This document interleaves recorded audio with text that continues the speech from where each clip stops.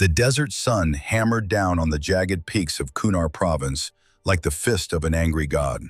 At 0600 hours, the temperature had already climbed past 90 degrees, and the rocks shimmered with heat that made the distant mountains waver like ghosts. On a barren ridgeline 1,700 yards from a Taliban compound, a woman lay absolutely still. She didn't wear a uniform. She didn't wear a name tag. She didn't even wear standard-issue tactical boots, just faded cargo pants, a sand-colored long-sleeve shirt, and a gray ball cap pulled low over eyes hidden behind dark shooting glasses. Her rifle was custom, matte black with scratches that told stories she'd never speak aloud. The weapon had no unit markings, no serial number visible to casual inspection, nothing that would identify who she was or where she came from. They called her Ghost. Not officially, of course. Officially, she didn't exist. Below, in the valley's shadow, a SEAL team moved through hostile territory with practiced efficiency. 8 operators, lean and hard, carrying enough firepower to level a city block. Their mission was surgical: capture a high-value courier who'd been moving weapons and intelligence across the Pakistan border for the better part of 2 years. Simple in theory, deadly in execution. The woman on the ridge watched them through her scope, tracking each movement with eyes that missed nothing. Her breathing was slow, measured, a rhythm she'd learned from her father when she was 7 years old and he'd first put a rifle in her hands. In, hold, out. In, hold, out. The heartbeat of a predator. Commander James Rourke led the element, moving point with the confidence of a man who'd done this dance 100 times before. At 38, he was old for a SEAL, old enough to have gray threading through his beard and scars that told stories in a language only warriors understood. He'd survived Ramadi, Fallujah, and countless black operations that would never see daylight in official reports. He trusted his instincts, and right now, his instincts were screaming. Something was wrong. He raised a fist. The team froze, melting into cover behind rocks in sparse brush. Silence settled over the valley like a held breath. That's when the red dot appeared on his chest. Rourke's blood turned to ice. He didn't move, didn't breathe. In that frozen moment, he saw his wife's face, his daughter's smile. All the moments he'd never have if the trigger behind that laser sight decided to squeeze. On the ridgeline, the woman's world had narrowed to a circle of magnified glass.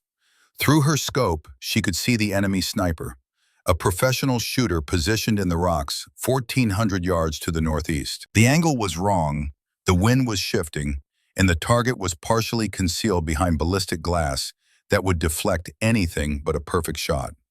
Her spotter, Sergeant Victor Cross, whispered into his radio, "Ghost, I have eyes on hostile sniper. Range, 1,400 yards. Wind, northeast, 8 knots. He's got the commander painted." She didn't respond. Words were excess weight she'd learned to shed. Her finger rested beside the trigger guard, not on it. Never on it until the moment of commitment. Her father had taught her that. Discipline separates the living from the dead, Maya. Discipline and patience. The math ran through her head like water. 1,400 yards. Uphill angle, 17 degrees. Crosswind, gusting. The target's only vulnerability was a gap no larger than a quarter, the space between the ballistic glass and the frame of his scope. Thread a bullet through that gap, through wind and distance, and the curvature of the earth itself, and the commander lives. Miss by an inch, and the wolf pulls his trigger first. She adjusted her scope. 2 clicks up, 1 click right. Her breathing slowed until it almost stopped. The world held its breath. And then, smooth as silk, inevitable as sunrise, she fired. The sound cracked across the valley like a whip. The bullet flew, spinning through air and time and probability. It flew for what felt like forever, fighting wind and gravity and the rotation of the planet beneath it. It flew true. Through the scope, she saw the impact. Glass exploded. The enemy sniper jerked backward, a red mist blooming where his eye had been. The red dot vanished from Rourke's chest like it had never existed. In the valley, chaos erupted. The SEAL team scattered, seeking cover, weapons up and scanning for threats. But the threat was gone, eliminated before they'd even known it existed. Rourke's voice came over the radio, tight with controlled adrenaline. "Overwatch, sit rep." The woman on the ridge didn't answer immediately. She was already chambering another round, scanning for additional threats, doing what she'd been born to do: protect, watch, eliminate. Finally, in a voice so quiet it was almost a whisper, she responded, "Threat neutralized, Commander. You're clear to proceed." There was a pause. Then, "Roger that, Overwatch. And thank you." She didn't acknowledge. Thanks weren't necessary. She'd done what needed doing, nothing more. But in that moment, as the SEAL team resumed their movement and the Afghan sun beat down merciless and eternal, no one in that valley knew the full story. They didn't know who she really was. They didn't know where she'd come from, or what had forged her into a weapon so precise that she could thread a bullet through a space the size of a quarter at ranges that made expert marksmen shake their heads in disbelief. They didn't know about Montana. They didn't know about the little girl who'd learned to shoot by starlight, who'd survived alone in the wilderness, who'd lost everything and built herself back into something the world had never seen before. They didn't know that 3 days ago, she'd been nobody, a mystery, a ghost. But that was about to change. 72 hours earlier, the mountains of western Montana rose like the spine of a sleeping giant, ancient and indifferent to the struggles of the creatures that crawled across their flanks. Winter had settled deep into the high country, turning the forest into a cathedral of silence, where snow muffled sound, and the only voices were wind and the occasional crack of ice-laden branches giving up their burden. In a clearing 15 miles from the nearest paved road, a log cabin sat like a defiant fist against the cold. Smoke rose from its chimney in a thin gray line, the only sign of human life in a landscape that could kill the unprepared in a matter of hours. Inside, a girl of 16 sat at a rough-hewn table, cleaning a rifle with movements that spoke of ritual and reverence. Her name was Maya Kane, and she'd been born into these mountains the way some people are born into money or privilege. The wilderness was her inheritance, harsh and unforgiving and more honest than any human institution. Across from her, her father watched with eyes that had seen too much war and not enough peace. Jack Kane was 52, but he looked older, weathered by decades of violence and survival. His hands were scarred, his face lined like a topographical map, and when he moved, it was with the careful economy of a man who'd learned that wasted motion could mean death. "You're rushing," he said quietly. Maya paused, looked up. "I'm not. You are. Right there when you're running the patch through the barrel. You're thinking about the next step instead of the current one." He leaned forward, gestured at the rifle. "This weapon will save your life someday. Maybe someone else's life.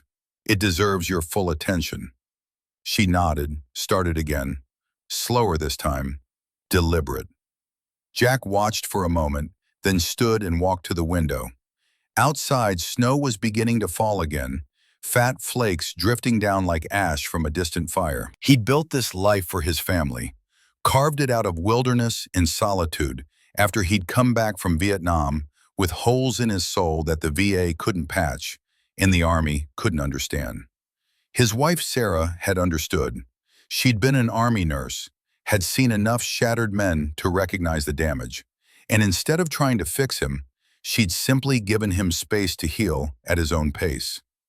They'd moved out here when Maya was 3, and for 13 years they'd built something rare. A family that worked, a life that made sense.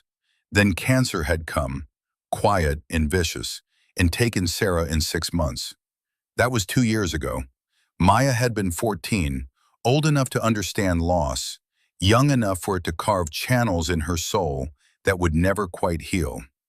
Now it was just the two of them, father and daughter, living off the land and each other. "Wind's picking up," Jack said. "Storm coming in tonight.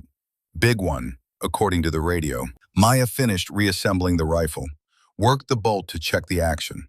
Smooth as glass. We need anything from town?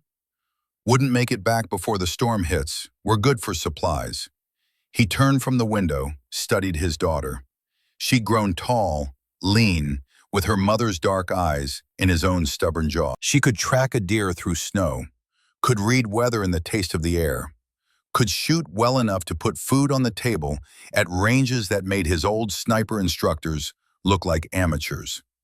Pride and worry warred in his chest. Pride at what she'd become.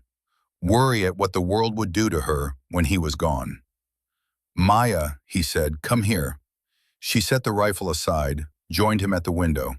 Together they watched the snow fall, the forest slowly disappearing into white. Your mother and I, Jack began, choosing his words carefully, we brought you out here to protect you from the noise, the chaos, all the ways the world tries to make you into something you're not. He paused. But protection can become a prison if you're not careful. I'm not in prison, Dad. Not yet, but someday I won't be here, and you'll have to decide what kind of life you want. He looked at her. You're better than I ever was, with the rifle, with reading the land, with all of it. You could do something with that. Help people. Make a difference. Maya frowned. I thought you hated the military, the system, all of it. I hated what it did to me, what it made me do. His voice went quiet. I killed people, Maya. Not all of them deserved it. Some were just kids with the wrong uniform, following orders they didn't understand. That weight, it never leaves. It's why I came out here, to put distance between me and those memories. But running doesn't make you free. It just makes you alone. He turned to face her fully. I don't want that for you. I want you to choose, to have options, to use what I taught you in a way that creates instead of destroys. Maya didn't know what to say. Her father rarely spoke about the war, about the years before she was born. Hearing him now, vulnerable and honest, made her chest tight. She reached out, took his scarred hand. I'll figure it out, Dad, when the time comes. He squeezed back, managed a smile. I know you will. You're stronger than I ever was. That night, the storm hit with a fury that rattled the cabin walls and piled snow 3 feet deep. They sat by the fire, playing cards and telling stories, the way they always did when the weather turned mean. Jack taught her a new trick with the cards, laughed when she caught him palming an ace, and for a few hours the weight of the future didn't seem so heavy. At midnight, Maya went to bed, listening to the wind howl and her father moving around downstairs, banking the fire and checking the windows. She fell asleep to the sound of his footsteps, steady and sure, the heartbeat of her world. She didn't know it would be the last time she'd hear them. Morning came hard and bright, the storm spent and the world buried under a blanket of pristine white.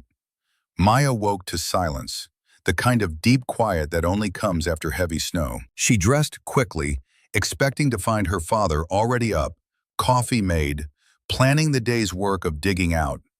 But the cabin was empty. The fire had burned down to coals.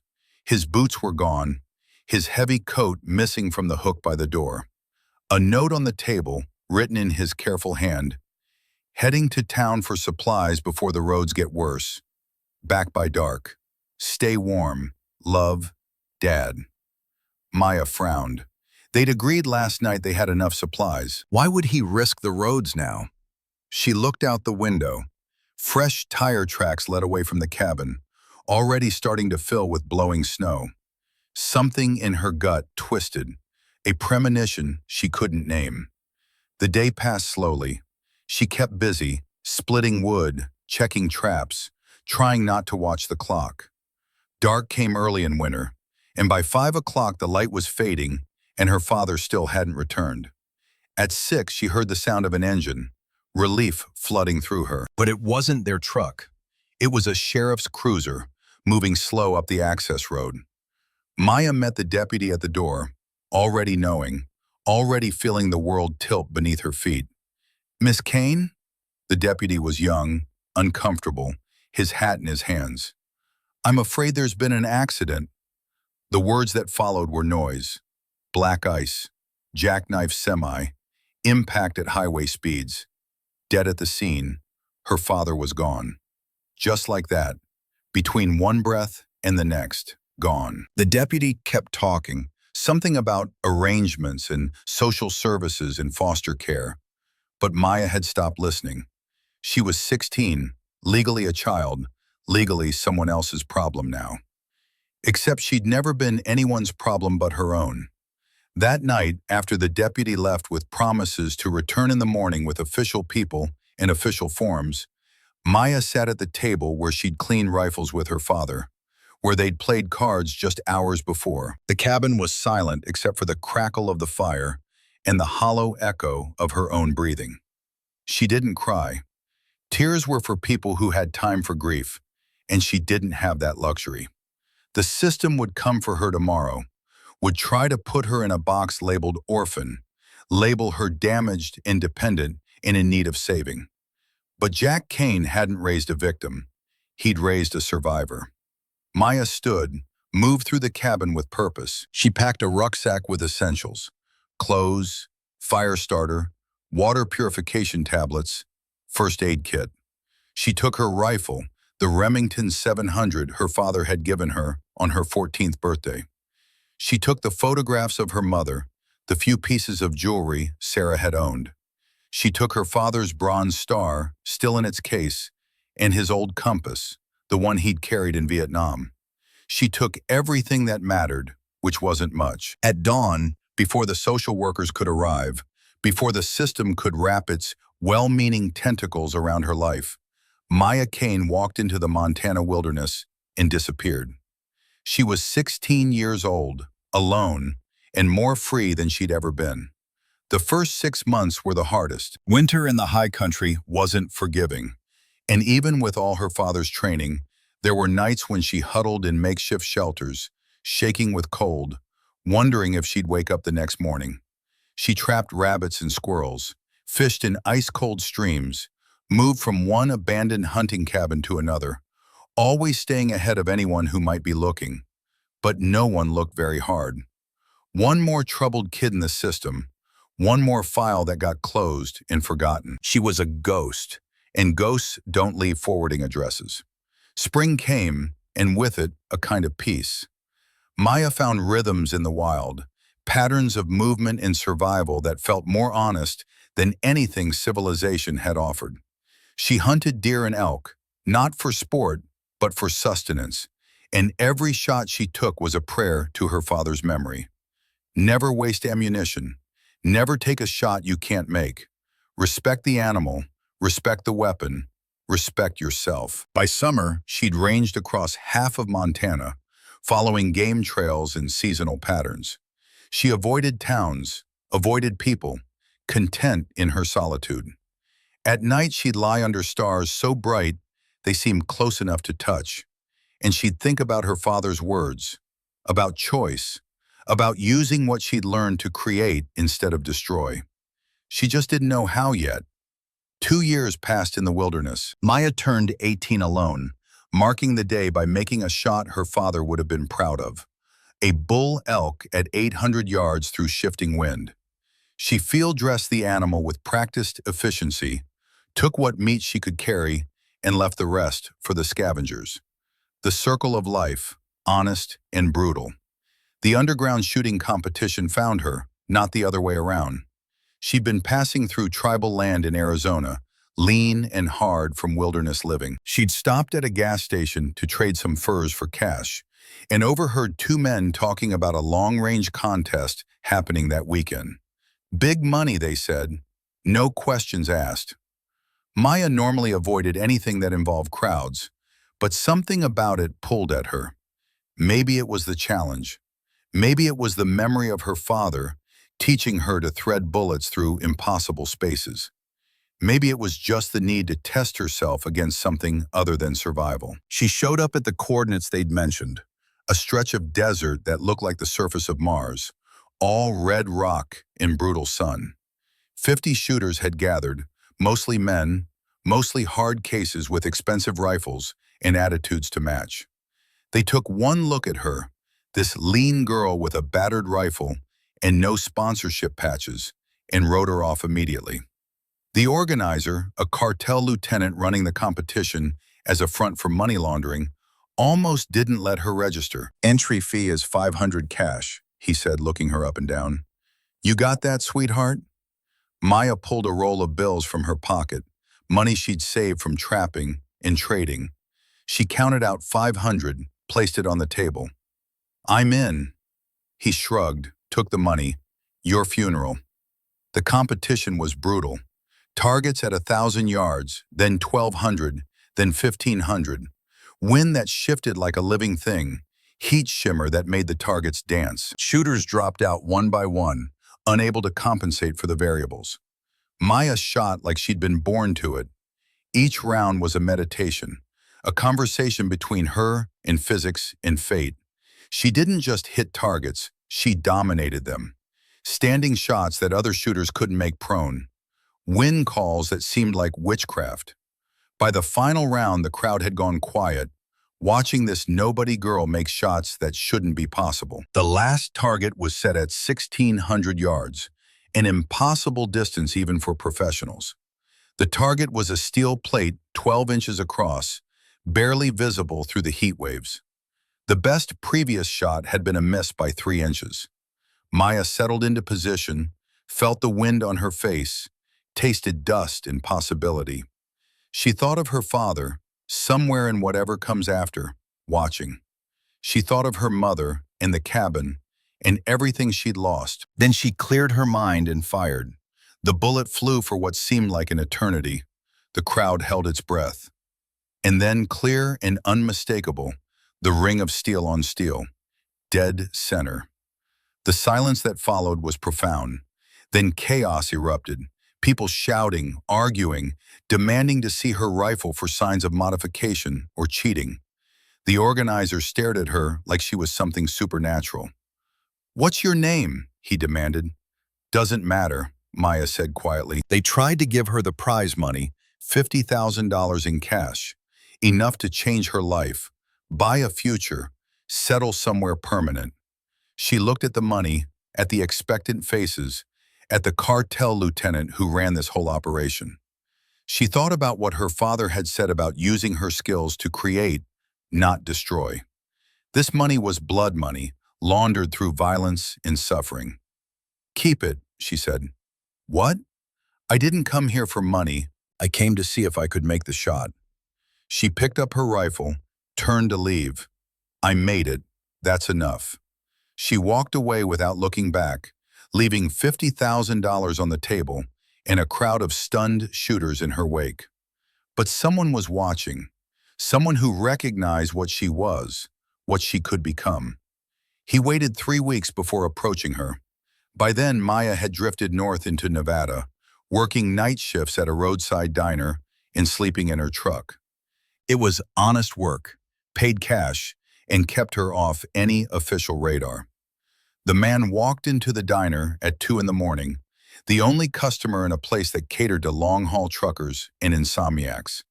He was in his 50s, gray suit, the kind of face that was forgettable by design. He ordered black coffee, didn't touch it, and waited until Maya came over to refill his cup. "You're a hard person to find," he said quietly. Maya's hand went instinctively to the knife she kept in her apron pocket. "I don't know you." "No, but I knew your father." He slid a photograph across the table. It showed a younger version of himself and Jack Kane, both in jungle fatigues, Vietnam-era gear. They had their arms around each other's shoulders, grinning despite the mud and exhaustion. On the back, in her father's handwriting, "Gray and me, Hue City, 1968. Maya picked up the photo, studied it. Her father had never shown her this picture, had never mentioned anyone named Gray. "Who are you?" "Call me Mr. Gray. Your father and I served together. He saved my life twice, once in Hue, once in the Mekong Delta." He finally took a sip of coffee, grimaced at the taste. "I owe him a debt I can never repay, but maybe I can pay it forward, to you." I don't need charity. Good, because I'm not offering any. He pulled out a manila envelope, set it beside the coffee cup. I'm offering purpose. Maya didn't touch the envelope. What kind of purpose? The kind your father would have approved of. We have a program, very quiet, very specialized. We train special operations snipers, the best of the best. SEALs, Rangers, Marine Recon. They're good, but they can always be better. He gestured to the envelope. We need someone who can push them, show them what's possible when skill meets discipline, meets absolute commitment. Someone who doesn't need rank or recognition. Someone who just wants to be useful. Why me? Because I saw the video from Arizona. Because I've been tracking you for 2 years, watching from a distance. Because you have a gift that appears once in a generation, and wasting it in a diner is a crime against nature. He leaned forward. And because your father would want you to have a choice, to use what he taught you for something that matters. Maya was quiet for a long moment. Outside, a semi rumbled past, its lights briefly illuminating the diner before fading into darkness. I'm not joining the military, she said finally. Don't have to. You'd be a civilian contractor, advisory role, no uniform, no oath, no bullshit. He tapped the envelope. Details are in here. Location, compensation, terms. If you're interested, there's a plane ticket. If not, I walk out of here and you never see me again. He stood, dropped a 20 on the table to cover coffee he hadn't drunk. Your father was the best I ever saw, Gray said. Watching you shoot, even on grainy video, I see him. But you're better, smoother, like you were born with a rifle in your hands. He paused at the door. Don't waste that, Maya. The world needs ghosts like you, people who can watch over the ones who can't watch over themselves. Then he was gone, disappearing into the Nevada night like he'd never been there. Maya looked at the envelope for a long time.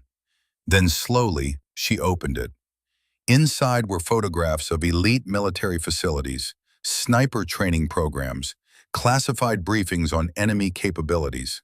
There was a plane ticket to Virginia, departing in 3 days. There was a letter of introduction to a Colonel Alec Mason at a place called Camp Sentinel. And there was a handwritten note from Gray. Your father taught me to aim true. Let me help you aim towards something worth hitting. Maya sat in that empty diner as dawn broke over the desert, holding pieces of a future she'd never imagined, thinking about her father's words, about choice, about using her skills to create instead of destroy. 3 days later, she was on a plane headed east, carrying everything she owned in a single rucksack and the rifle that had been her constant companion for 2 years. She didn't know what she was flying toward. She didn't know if she'd made the right choice. But for the first time since her father's death, she felt like she was moving towards something instead of away from everything. That had to count for something. Camp Sentinel didn't appear on any map. Tucked into the Blue Ridge Mountains of Virginia, hidden behind layers of security clearance and official denial, it was where America sent its best shooters to become something more. The kind of place where legends were born or egos were shattered, usually both. Maya arrived on a gray October morning, the mountains shrouded in mist that made the whole facility look like something out of a ghost story. A black SUV had picked her up from a private airstrip, driven for 2 hours through increasingly remote roads, and deposited her at a gate that looked like it could stop a tank battalion. The guards checked her ID, made calls to people she'd never meet, and finally waved her through with expressions that said they'd seen stranger things, but not by much. Colonel Alec Mason was waiting in his office, a Spartan room with walls covered in photographs of men who'd passed through this program. SEALs, Delta operators, Marine Scout snipers. The best of the best, immortalized in candid shots that showed exhaustion, triumph, and the kind of bond that only forms under extreme pressure. Mason himself was 55, gray-haired, with eyes that had seen too much to be impressed by anything. He looked at Maya the way a jeweler might examine a stone, assessing value and flaws with equal measure. "Miss Kane," he said, "no handshake, no pleasantries. Mr. Gray speaks highly of you, says you're the best natural shooter he's seen in 40 years. I do what I was trained to do, sir." "Don't call me sir. You're not military, you don't have to." He gestured to a chair. "Sit, we need to establish some ground rules." Maya sat, her rifle case across her lap. She hadn't let it out of her sight since leaving Montana. Mason pulled out a file, flipped it open. "You're here as a civilian contractor, advisory role. You'll observe training exercises, provide technical expertise, and occasionally demonstrate advanced techniques." He looked up. "You will not engage in active operations. You will not deploy with teams. You will not put yourself in harm's way. Clear?" "Clear." "You'll be working primarily with SEAL candidates going through advanced sniper training. These are hard men, Miss Kane. Warriors who've seen combat, who've earned their places here. They won't take kindly to a civilian, let alone a woman, telling them how to shoot." "I'm not here to tell them anything, Colonel. I'm here to show them." Mason almost smiled. "Gray said you had your father's confidence. Jack Kane was the most stubborn son of a bitch I ever met. Saved my life in Quezon. Refused a Silver Star because he said he was just doing his job." He closed the file. "You're bunking in the civilian quarters. Training starts tomorrow at 600. Don't be late." "I won't." "And Miss Kane, this program has a 90% washout rate. These men are here to prove themselves. They won't respect you just because Gray vouched for you. You'll have to earn it, same as everyone else." Maya stood, rifle case in hand. "I wouldn't want it any other way." The barracks were functional, nothing more. A narrow room with a cot, a footlocker, and a window that looked out on the mountains. Maya unpacked methodically, arranging her few possessions with the same care she gave her rifle. Everything had its place. Everything served a purpose. That evening she walked the facility, learning the layout. The ranges stretched for miles, carved into the mountainside to allow for extreme distance shooting. There were kill houses for close quarters training, obstacle courses that looked designed by sadists, and a 1,000-yard range that made her fingers itch. She found herself at that range as the sun set, watching the targets barely visible in the fading light. 1,000 yards. Her father had taught her to shoot at that distance when she was 12, using Kentucky windage and instinct before she'd ever learned the mathematics of ballistics. Thinking about taking a shot? Maya turned. A man stood behind her, 30s, built like a middleweight boxer, with scar tissue around his eyes, and the kind of stillness that marked serious operators.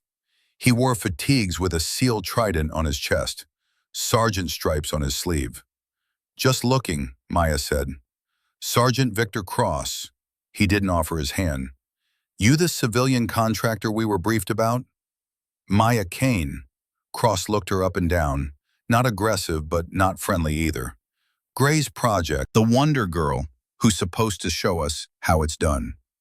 "I'm not here to show anyone anything, just to observe." "Right." He turned to look at the range. "You ever serve? Military, I mean?" "No." "Ever been shot at?" "No." "Ever put a bullet in someone who was trying to kill you and your brothers?" "No." Cross nodded, like she'd confirmed something he'd suspected. "Then with all due respect, Miss Kane, you haven't earned the right to advise us on a damn thing. Skills are great. Combat is different. You'll learn that soon enough." He walked away before she could respond, leaving her alone with the mountains in the growing darkness. Dawn came cold and sharp. Maya dressed in the dark, checked her rifle by feel, and headed to the range before the sun had cleared the mountains. When the SEAL candidates arrived at 600, she was already there, sitting quietly on a bench, rifle case beside her. There were 12 of them, all men, all carrying themselves with the confidence of warriors who'd proven their worth 100 times over. They glanced at her, registered her presence, and largely ignored her as they geared up for the day's qualification. Cross was among them, naturally. He caught her eye, nodded once, nothing more. The range master, a retired Marine named Gunny Hicks, called them to order. Gentlemen, today's qualification is straightforward. 200 yards, variable wind. You've got 5 shots to prove you belong here. Miss by more than 2 inches on 3 shots, you wash out. He gestured to Maya. We've got an observer from Mr. Gray's program. Miss Kane will be watching, taking notes. Ignore her and focus on your shooting. The candidates lined up, began their preparations. Maya watched from the side, studying each shooter's technique.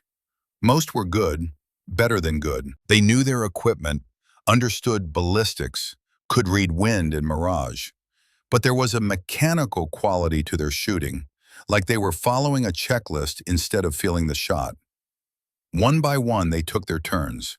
Some did well, grouping their shots tight. Others struggled with the shifting wind, their rounds walking across the target face. By the time Cross stepped to the line, 3 candidates had already washed out, their dreams of elite status dying in the mountain air. Cross settled into his shooting position with the ease of long practice. His rifle was immaculate, his gear arranged with obsessive precision. He was the kind of shooter who left nothing to chance, who prepared for every variable and then executed with machine-like efficiency. His first shot hit dead center, his second 3 inches right, third back to center, fourth 2 inches low, fifth center mass again. Respectable, professional, good enough to pass, but not exceptional. Gunny Hicks marked his scorecard, nodded approval. Good shooting, Cross. Next man up. The morning wore on. By lunch, 8 candidates remained. The afternoon session would be more challenging. Longer ranges, more complex scenarios. After lunch, Gunny Hicks approached her. Colonel wants to know if you've got any observations worth sharing. Maya considered. They're all skilled, well-trained, but they're shooting like engineers, not artists. Hicks raised an eyebrow. Care to elaborate? They're calculating everything, which is good, but they're not feeling it. Wind isn't just data points and formulas. It's a living thing. You can't just measure it, you have to listen to it. Can you demonstrate what you mean? Maya looked at the range, at the targets set at 1,500 yards, distances that push the limits of even the best shooters.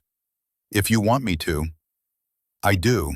And Miss Kane, these men need to see what's possible. Show them. The word spread fast. By the time Maya stepped to the firing line, all 12 candidates had gathered to watch, along with instructors and support staff.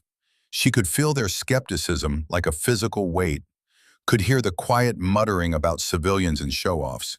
She ignored it all. Her rifle came out of its case like an old friend, familiar and true. She'd built it herself from a Remington 700 Action, custom barrel, stock modified to fit her exactly. It had no fancy optics, no laser rangefinders or ballistic computers, just glass and steel and a lifetime of practice. Gunny Hicks set the parameters. 1,500 yards, 5 shots, target is 18 inches, steel plate. Winds gusting 8 to 12 knots, shifting direction. Temperatures dropping as the sun gets lower. Range is cold, you may fire when ready.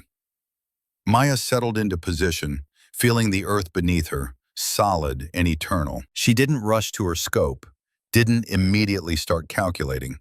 Instead, she closed her eyes and listened. The wind spoke to her in a language learned over years of hunting in the Montana high country.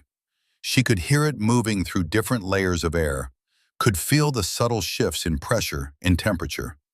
The mountains created eddies and channels, invisible highways that carried air in patterns the instruments couldn't fully capture. She opened her eyes, settled behind the scope. The target shimmered in the distance, barely visible through the atmospheric distortion. 1,500 yards, a little over 3/4 of a mile. The bullet would drop more than 30 feet, would be in flight for nearly 2 seconds, would be affected by gravity and wind and the Earth's rotation. Her father's voice, clear as if he were standing beside her. Feel it, Maya. Don't think it. Feel it. She fired. The shot broke clean, the rifle's recoil driving straight back into her shoulder. Through the scope, she watched the bullet's trace, a shimmer in the air like heat waves off desert sand. It seemed to hang forever, fighting physics and probability. Then the unmistakable ring of steel, dead center. She didn't pause to celebrate. She was already chambering the next round, already feeling the next shot. The wind had shifted slightly, a degree or two to the east. She adjusted, fired. Another hit. Third shot. The sun had dropped lower, changing the mirage. She compensated without thinking, let instinct guide the tiny adjustments. Fired. Hit. Fourth shot. The wind gusted hard, a sudden change that made the flag snap. She waited, breathing slow, until the gust passed and the air settled into its previous pattern. Fired. Hit. Fifth shot. This one she took standing, no support, just her and the rifle, in 1,500 yards of empty air. It was showing off, maybe, but Cross had questioned whether she'd earned the right to be here. Sometimes you had to prove a point. She fired. The rifle barked, the sound echoing off the mountains like thunder. Through the scope, she watched the impact. Center mass, 5 for 5. The range was absolutely silent.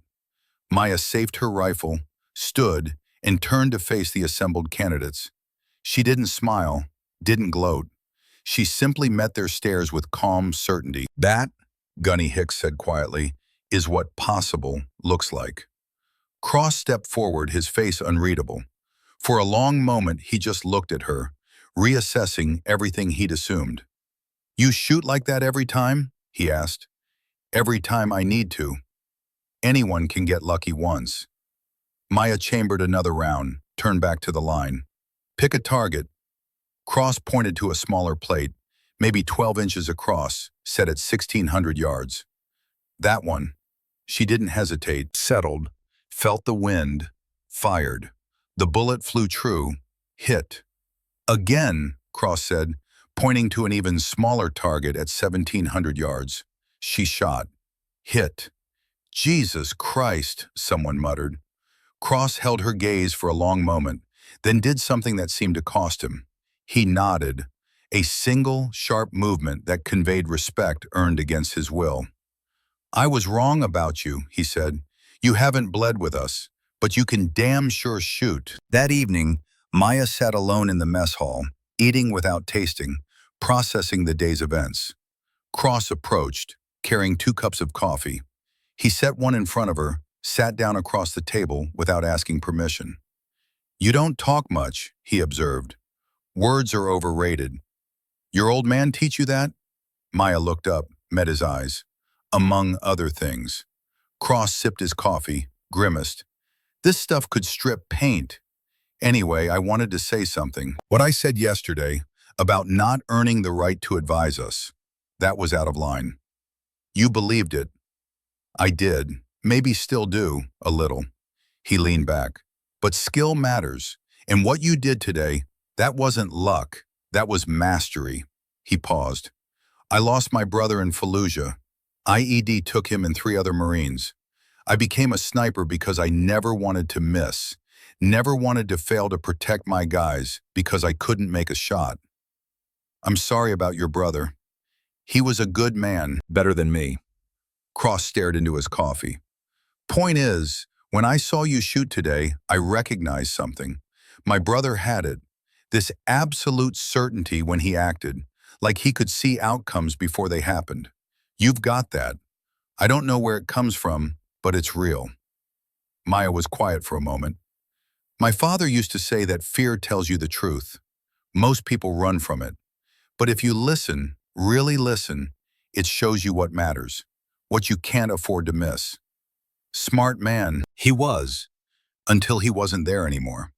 Cross nodded, understanding unspoken. "How old were you?" 16. Car accident, black ice. "And you've been alone since?" "Alone isn't the same as lonely." "True enough." Cross stood, picked up his coffee. "We've got live fire exercises tomorrow. Tactical scenarios, moving targets, time pressure. You should observe, might learn something about how we operate." "I'd like that." "And Kane?" Thanks for not making me look like a complete amateur today. You could have shown off more, made us all look bad. You didn't. That's not why I'm here. Yeah, Cross managed a small smile. I'm starting to figure that out. The next 3 weeks passed in a blur of training and observation. Maya watched the SEAL candidates work through increasingly complex scenarios, learning their individual styles and collective rhythms. Cross became something like a friend, or as close as men like him allowed. He'd seek her out during breaks, ask technical questions about long-range shooting, share stories about his deployments. Then, 3 weeks into her time at Camp Sentinel, Colonel Mason called her to his office. Gray was there, looking more serious than she'd ever seen him. There was another man, too, a SEAL commander with silver eagles on his collar and eyes that had seen things that couldn't be shared in polite company. "Miss Kane," Mason said, "this is Commander James Rourke. He has a situation." Rourke studied her with the same intensity he probably used to evaluate 1,000 combat decisions. "I'll be direct. I'm taking a team into Afghanistan next week. High-value target, sensitive location, significant risk. Our designated sniper broke his collarbone yesterday during training. I need a replacement." Maya glanced at Gray, then back to Rourke. "I'm not military, Commander. I'm advisory only. I know what you are. I also know what you can do. I've reviewed the footage from your qualification shoot. I've talked to Gunny Hicks and Sergeant Cross. They say you're the best pure shooter they've ever seen." He leaned forward. "I need the best. My men's lives depend on it. There are other qualified snipers. None available on this timeline, and none, frankly, with your skill level." Rourke's expression didn't change. "I understand this violates your contract terms. I understand you signed on for observation, not combat. But I'm asking anyway, because sometimes the mission requires us to step outside our comfort zones." Maya looked at Mason. "Colonel?" Mason spread his hands. "This is your choice. I can't order you to deploy, but I can tell you that Commander Rourke doesn't ask for help unless he genuinely needs it. Whatever they're going after in Afghanistan, it's important." Gray spoke for the first time. "Your father would tell you to walk away. He'd say the system will use you up and spit you out. And he wouldn't be wrong." He paused. "But he'd also be proud if you chose to help. Jack Kane believed in protecting people who couldn't protect themselves. That's what this is." Maya was silent, thinking. She'd come here to learn, to find purpose, to use her skills in a way that mattered. But she'd also promised herself she wouldn't become a tool, wouldn't let the system define her the way it had tried to define her father. "What's the target?" she asked. Rourke glanced at Mason, who nodded permission. "Taliban courier. He's been moving intelligence and weapons across the Pakistan border for 2 years. We have a narrow window to grab him, but the terrain is hostile, and we have reason to believe there's an enemy sniper in the area. Foreign fighter, extremely skilled. We need someone who can provide overwatch and, if necessary, eliminate threats before they materialize." "You need a guardian angel." Exactly. Maya thought about Cross, about the bond she'd seen between these warriors. Thought about her father, protecting his squad in Vietnam. Thought about all the skills she'd spent years developing, and whether they meant anything if she only used them on paper targets. "I'll do it," she said, "on one condition." "Name it." "Sergeant Cross comes as my spotter. I trust him." Rourke looked surprised. "Cross isn't cleared for this operation." "Then clear him, or find someone else." For a long moment, Rourke said nothing. Then incredibly, he smiled. "You've got steel, Miss Kane. All right, Cross comes with you. But understand, once we're on the ground, I'm in command. You follow orders, you stay in your lane, you don't take unnecessary risks. Clear?" "Clear." "Good. We leave in 72 hours. Use that time to prepare. And Miss Kane, welcome to the war." The next 72 hours were a controlled hurricane of preparation. Maya and Cross spent hours together, learning each other's rhythms and communication styles.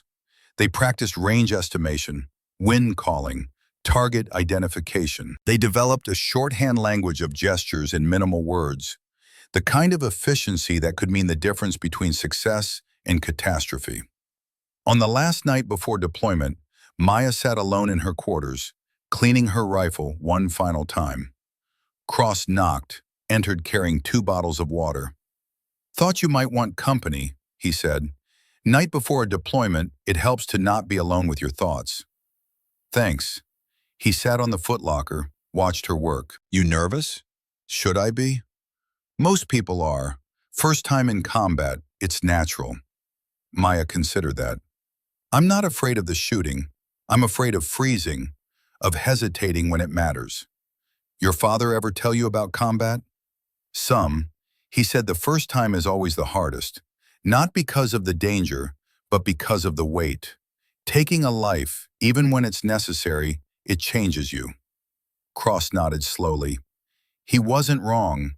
I remember my first kill. Insurgent in Ramadi, he had an RPG, was about to light up a convoy. I had a clean shot, took it without thinking, saved a dozen lives." He paused. "That night, I couldn't sleep, kept seeing his face, wondering if he had a family, if he'd been forced into fighting, if there was any other way." "What changed?" "Time, experience, understanding that the wait is necessary. It means you're human, that you still care. The day it gets easy is the day you need to stop." He looked at her. "You'll carry it well, Kane. I can tell." "How?" "Because you shoot for the right reasons. Not for glory or revenge or proving anything. You shoot to protect. That's the only reason that matters." They sat in comfortable silence, 2 warriors on the edge of something that would define them. Tomorrow, they'd be in Afghanistan. Tomorrow, Maya would discover if all her skills, all her training, all her father's lessons were enough when the stakes were measured in human lives instead of paper targets. The helicopter insertion was everything Rourke had promised, and nothing she could have fully anticipated. The bird came in low and fast, hugging the terrain to avoid radar, and the world outside was a blur of darkness and mountains and the terrible beauty of a war zone at night. They touched down for exactly 12 seconds, long enough for the team to pour out, and then the helicopter was gone, swallowed by darkness and distance. The SEAL team moved with practiced efficiency, and Maya and Cross moved with them, maintaining interval, staying alert. They climbed for 2 hours toward a ridgeline that would give Maya the sight lines she needed. They reached the observation point without incident. Maya settled in, feeling the rocks beneath her, solid and eternal. Cross set up beside her with the spotting scope. "Range to village center, 1,900 meters, Cross whispered. "Wind, variable, 3 to 5 knots from the northwest." Maya made mental notes, began building her range card. Every landmark got measured, every potential position evaluated. Dawn came slowly, painting the mountains in shades of pink and gold. Through her scope, Maya watched the village come alive. Women drawing water, children playing. Normal life, except for the men with rifles. At 1100 hours, everything changed. "Contact," Cross said, his voice tight. "Ridgeline, northeast, 1100 meters. Reflection, possible scope." Maya's world narrowed. She swung toward the indicated position, scanning carefully. Then, there, a glint of light where no light should be. Too regular to be natural. Someone was watching them watch the village. "Confirm," she breathed. "Sniper position, professional hide. He's been there a while." Rourke's voice came through their earpiece. "Can you identify?" "Negative, too well concealed. But he's good, Commander, very good." "Range?" 1,100 meters, give or take 50. "Monitor and report. If he makes a move on my team, you're cleared to engage." At 1,300 hours, the courier emerged from the safe house. Maya recognized him from the intelligence brief. "Target identified," Rourke said. "We're moving in. Maintain overwatch." The SEAL range, 1,110 meters. Target partially concealed behind rock. Maya's breathing slowed. This was it. 1,000 hours of practice, a lifetime of preparation, all focused on one decision. Her father's voice, when everything matters, make the shot that matters most. She settled the crosshairs on the only vulnerable point she could see, a gap between rocks no larger than her fist. Impossible by any reasonable standard. But Maya had stopped believing in impossible when she was 16 and alone. She felt the wind on her face, felt the earth solid beneath her, felt her heartbeat slow and steady. She fired. The world erupted. The rifle's recoil, the crack of the shot echoing off mountains, the bullet in flight, invisible but inevitable. She watched through the scope, saw the impact, saw rock explode where the enemy sniper had been, saw him jerk backward, saw the red mist that marked a catastrophic hit. "Target down," Cross said, his voice filled with awe. "Clean kill. Holy shit, Kane." But there was no time for celebration. The valley had come alive with hostile fire. Maya shifted targets, began providing cover fire. She worked methodically, finding targets, making shots, clearing positions. The firefight lasted 7 minutes. When it was over, the SEAL team had the courier in custody, and they were moving toward the extraction point at speed. That's what matters. She nodded, but didn't trust herself to speak. The weight her father had warned about was settling on her shoulders, heavy and permanent. Back at the forward operating base, Rourke found her sitting alone, cleaning her rifle. "First kill is always the hardest," he said, sitting down beside her uninvited. "So I'm told. You did everything right, made the shot that needed making, saved American lives." He paused. "But none of that makes it easier, does it?" "No, sir." "Good. That means you're still human." He stood. "Get some rest. We're here for 3 more days, then back to Virginia." "Commander?" Maya looked up. "That shot, that was the wolf, wasn't it?" "That's what we think. Chechen national, former Spetsnaz. He'd been hunting coalition snipers for 6 months. Killed 4, wounded 7 more." Rourke's expression was grim. "You stopped him before he could add my men to that list." "I got lucky." "No, Kane, luck is random. What you did was skill, meeting opportunity, meeting courage. Own that. It matters." On the last night before they were scheduled to rotate back, Rourke called a team meeting. The SEALs gathered, and Maya was surprised when Rourke gestured for her to join them. "Gentlemen," Rourke began, "we accomplished everything we came here to do. High-value target captured, enemy sniper eliminated, 0 friendly casualties." He paused. "A large part of that success was due to Miss Kane's overwatch. She made shots I'm not sure any of us could have made, showed judgment under fire, and proved that skill matters more than uniform." The SEALs were silent, watching. "I know some of you had doubts about bringing a civilian on a combat op. I had doubts too, but she earned her place here, same as any of us." He turned to Maya. "On behalf of this team, thank you." What happened next shocked her into stillness. Rourke removed his cap, stood at attention, and saluted. Not a casual gesture, a genuine salute, offered with the full weight of military tradition behind it. And then, one by one, every SEAL in the room did the same. Cross, Martinez, even the youngest operator stood and rendered honors. Maya sat frozen. She wasn't military, hadn't earned rank or worn the uniform. She didn't deserve this. But then she looked at their faces, saw the respect earned through action, and understood.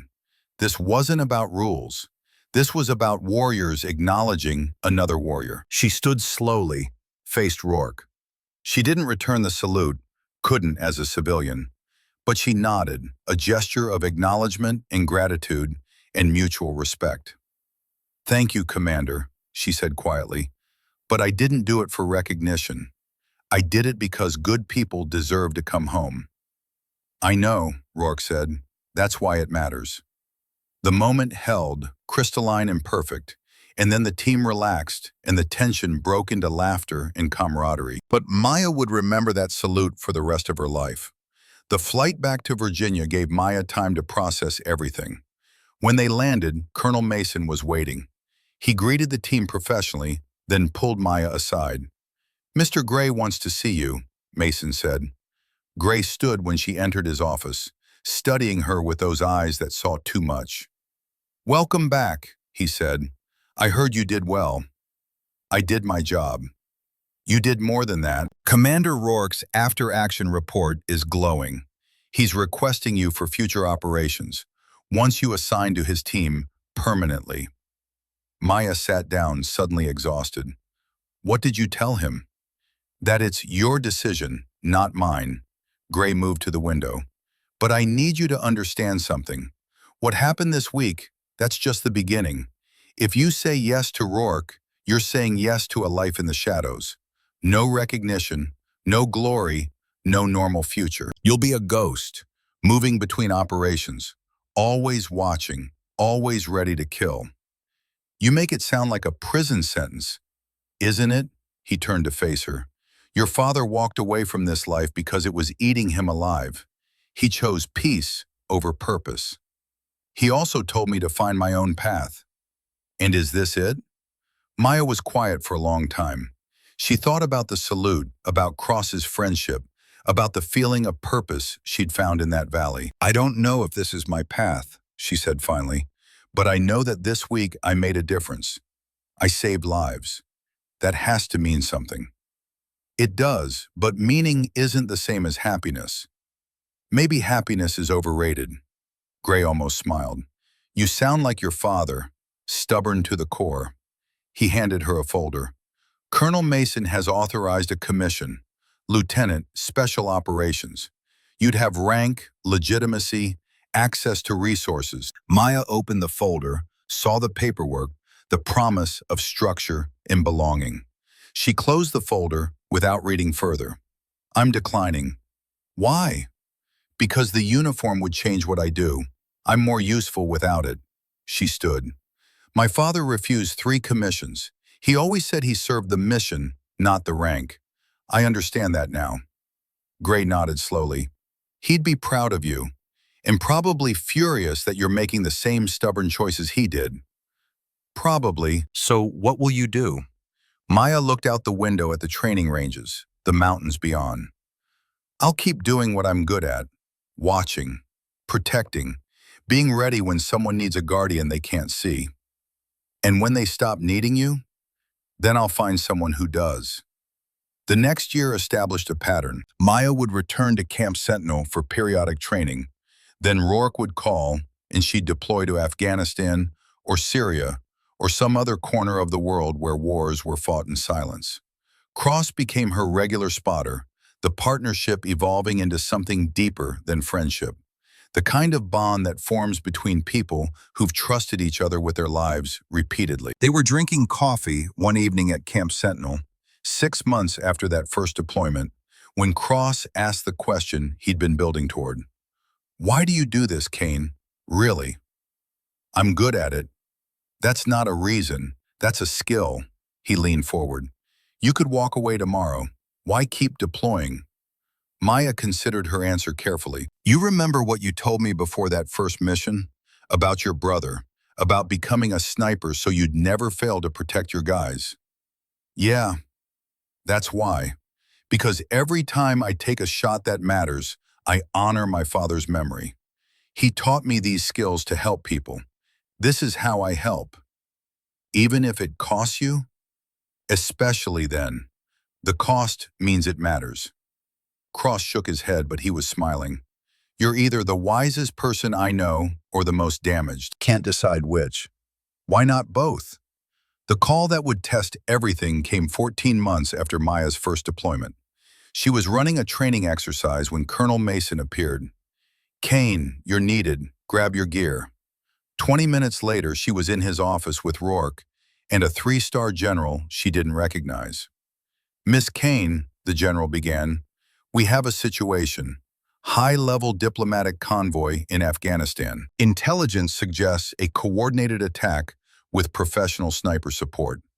Commander Rourke is leading the security detail." The general's eyes were hard. "He says he needs you. Says you're the only shooter he trusts for this." Maya looked at Rourke, saw the request in his eyes. When do we leave? 6 hours. The mission brief was sobering. A senator on a fact-finding tour, moving through hostile territory. Intelligence suggested the enemy had brought in elite snipers specifically to target the convoy. The risk level was extreme. The insertion went smoothly. Maya and Cross took position on a ridgeline overlooking the convoy route. 1,500 yards of open ground, multiple sightlines, perfect killing fields. Hours passed. The sun climbed, then began its descent. Maya watched through her scope, patient as stone. Then at 1,600 hours, Cross saw it. Contact, ridgeline opposite, 1,500 meters. Scope reflection. Maya swung her scope, found the position. Professional hide, excellent concealment. And the shooter was aiming directly at where the convoy would pass, where Rourke would be. Range, 1,517 yards, Cross said. Wind, 8 knots northeast. Target behind ballistic glass. Only vulnerability is through his scope. 1517. The number burned in Maya's mind. This was it, the impossible shot, the one that would define everything.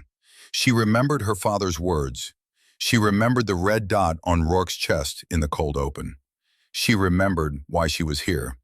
Talk to me, Cross. Wind gusting, holding at 8 knots. Uphill angle 17 degrees. You'll need to thread it through his scope.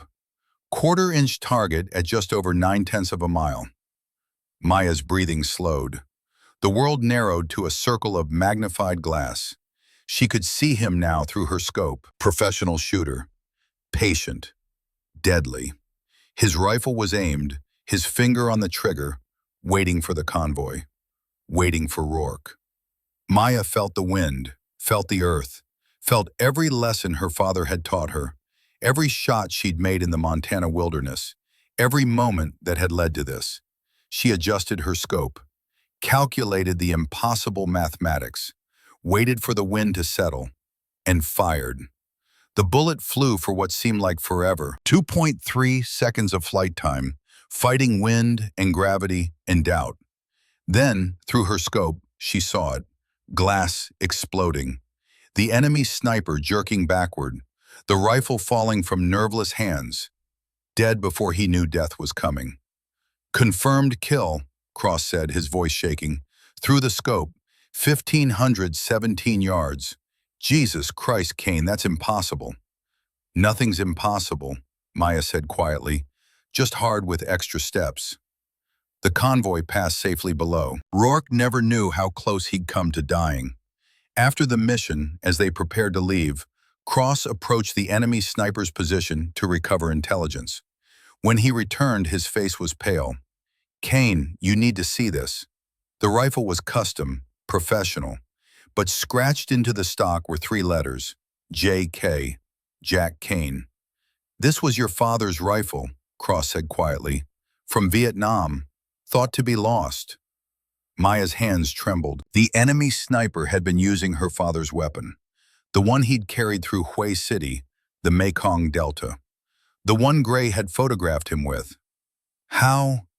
Rourke examined the weapon. Probably captured, sold on black market, ended up in enemy hands. He looked at her. You just stopped your father's rifle from killing his daughter's commander. There's poetry in that. Maya touched the worn stock, felt her father's presence. Then she handed it back to Cross. Send it to Gray. Tell him the debt is paid. My father saved his life twice. I just returned the favor. Back at base, the story spread like wildfire. The civilian sniper who'd made a shot through an enemy scope at 1,517 yards. Impossible. Legendary. They started calling her Ghost officially now. The name stuck, spread through the special operations community until it became more real than her actual name. A week after the mission, Rourke found her on the range. I'm putting in a request, he said. I want you assigned to my team permanently. Full integration, access to all operations. I'm not military, Commander. I don't care. You're effective. You're professional. And my men trust you. He leaned forward. I've worked with a lot of snipers, Kane. You're in a different category entirely. Maya looked at Cross, who was carefully staying neutral. What's the commitment? Flexible. You're still civilian, you can walk away any time. But while you're with us, you're part of the team. Maya thought about her father, about purpose, about the weight of the bodies she'd stacked and the lives she'd saved. I'll do it, she said, but Cross is my spotter, non-negotiable. Rourke smiled, already assumed. The next 8 months were a blur of deployments. Syria, Iraq, Yemen, Somalia. Maya made shots that entered the mythology of special operations, the ghost who watched over America's warriors. But nothing lasts forever. The mission that broke her came in northern Afghanistan. Intelligence suggested a Taliban commander meeting with foreign fighters. Rourke's team was tasked with capture or kill. Maya was providing overwatch when she saw movement. A woman, local civilian, walking toward the compound carrying water. Commander, civilian approaching, Maya reported. Copy, hold until she clears. But the woman didn't clear. She walked to the gate and Maya saw through her scope what the woman really was. Young, determined, and strapped with explosives. Suicide bomber, Maya said sharply. Abort! Too late. The woman detonated. The explosion killed the Taliban commander and wounded 2 of Rourke's team. Mission successful, technically, but Maya couldn't stop seeing that woman's face. 20 years old, about her age, walking to her death with purpose. After they extracted, Maya sat alone, processing. She'd killed dozens of men who'd made their choices. But that woman had been a victim as much as a perpetrator. Brainwashed, manipulated, sent to die. You okay? Cross asked, finding her. No. Want to talk about it? I've killed 50 people in the last year, Cross. And tonight I watched a woman who should have had a whole life blow herself up for nothing. How do you carry it? By remembering why I started. When the weight gets too heavy, I remember the faces I've saved. And if that stops working, then you take a break. 2 weeks later, back at Camp Sentinel, Mason called her in. Rourke was there, in gray. We have a problem, Mason began. Your work has been too successful. People are asking questions. Who's this civilian with access to our most sensitive operations? He pulled out a folder. We're authorized to offer you a commission. Captain, Special Operations. Full benefits, security clearance, official status. And if I decline, then you can't deploy anymore. Too much risk. Maya looked at the folder. The uniform that would legitimize her, but cage what made her useful. I'm walking away, she said. The silence was profound. You're sure? Mason asked. The uniform would change what I do, and I can't keep doing this. The weight, Commander, it's too much. Gray nodded slowly, like he'd expected this. What will you do? I don't know yet, but I'll figure it out. Rourke stood. If you ever change your mind, you call me. That's an order. Maya managed a smile. You can't give me orders, sir. I'm a civilian. Then it's a request from a friend. She walked out of Camp Sentinel that afternoon. Cross walked her to the gate. You're making a mistake, he said. Maybe. Or maybe I'm making the first right choice. Where will you go? Montana. Back to where I started. Cross pulled her into a hug. You're the best shooter I've ever worked with. Best friend, too. Don't be a stranger. I won't, but they both knew she would be. The months in Montana were quiet. Maya found work as a wilderness guide, teaching tourists survival skills. It was peaceful, simple, safe. It was also empty.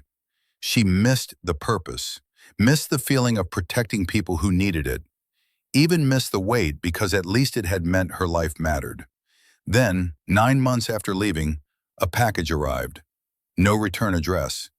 Inside was her scope, the cracked one from Afghanistan, the one that had helped her make the impossible shot, the one she'd left at Camp Sentinel.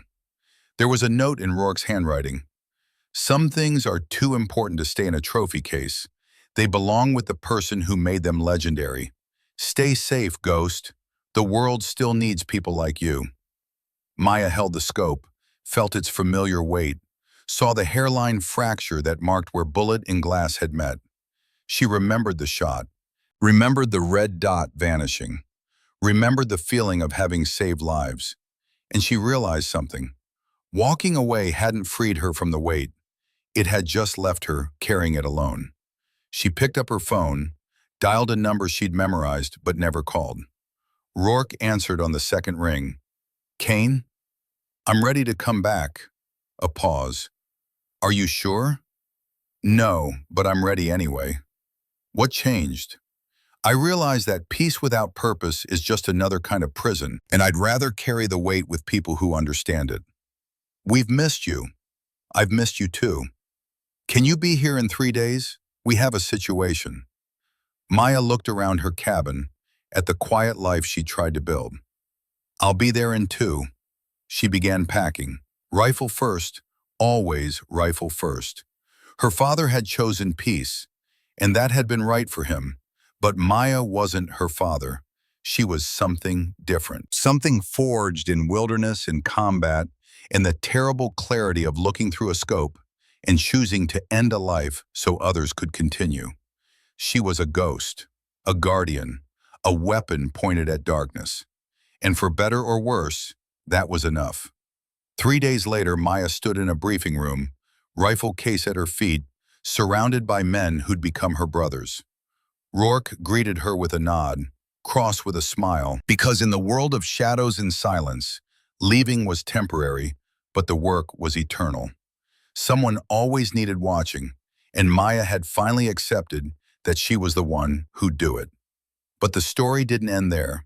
5 years later, legends had become myths. New SEAL candidates heard whispered stories of Ghost, the civilian sniper who'd made impossible shots, then vanished into legend. At Camp Sentinel, Cross, now Master Chief and lead instructor, stood before a new class of candidates. Best shot I ever saw, he said. Civilian woman, no rank, no name. 1,517 yards through enemy scope. Saved my commander's life, then vanished. He gestured to a trophy case. Inside, a cracked scope mounted on velvet. This scope made that shot. Impossible mathematics. Perfect execution. He touched the glass. Remember this. Respect isn't given by rank. It's earned by what you do when everything's on the line. A recruit raised his hand. Is she still out there, Master Chief? Cross smiled. Ghosts don't retire. They just choose who to watch over. Montana wilderness, same day. A young woman, 23, lean and silent, made an impossible shot at a remote range. 1,700 yards, standing position, shifting wind. The range master stared. Who taught you that? Someone who taught me that rank is given, respect is earned. She packed her rifle and walked away. On a distant ridge, Maya Kane lowered her binoculars and smiled. The next generation was ready. She'd done what her father did for her, passed the torch, not through systems or institutions, but through trust and skill and quiet knowledge that some guardians don't need names. Maya turned toward the mountains and disappeared into wilderness. Behind her, the young woman found a note on her target. You're ready. When they call, answer. Not for glory, for gravity. Ghost. In Virginia, a package arrived at a veteran nonprofit. Inside, a manuscript. Through the Scope, Ethics of Distance, by Anonymous. Dedication. For Jack Kane, who taught me to aim true, and for those who choose duty over glory. The book circulated quietly among special operations communities. No commercial sale, just passed hand to hand like scripture. And it changed people. More shooters started refusing ego kills. More teams reviewed civilian exposure protocols. More instructors talked about the ghost zone, the mental state before a life-altering shot. At a Washington range, a Marine instructor found a note pinned to his target. Still watching, don't miss. Attached, a polished bullet casing, engraved 1517. He looked toward the ridgeline. Brief glint of scope. Gone. He smiled. She's still out there. Pentagon briefing room, classified meeting. A general placed an object on the table. Jack Kane's old Ranger tab. We need someone for a black operation. Someone off books. An aide hesitated. Ghost, sir? No one's seen her in 2 years. Send the signal anyway. Remote Montana cabin. Maya cleaning her rifle. Phone buzzes. Encrypted message. Photo of the Ranger tab. Maya to herself. Dad always said never ignore duty's call. She packed her rifle, checked her scope, still cracked, still perfect. Walked to the window, twilight falling over mountains that had forged her. She wasn't running toward anything or away from anything anymore. She was simply being what she'd always been meant to be.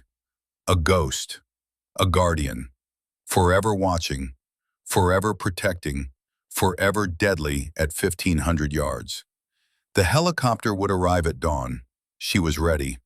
Because some warriors earn ranks, others earn legends. The best earn both without asking. And Maya Kane had become something rarer still. A weapon that chose its own targets. A guardian who answered to no one. A ghost who haunted the nightmares of those who threatened the people she'd sworn to protect.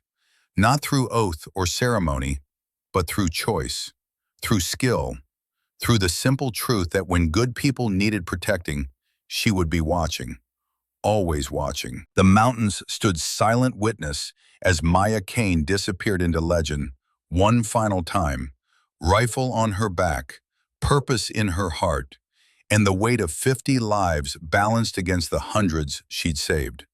That was enough. That would always be enough. The work continued, the watching never stopped. And somewhere in the shadows between missions and myths, Ghost remained what she'd always been. The last line of defense, the impossible shot, the guardian in the darkness. Forever.